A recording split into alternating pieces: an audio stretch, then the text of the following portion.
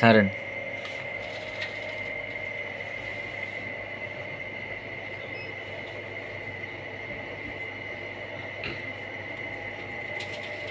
এই যে দেখেন আপনি নামতাছেন, ঠিক আছে?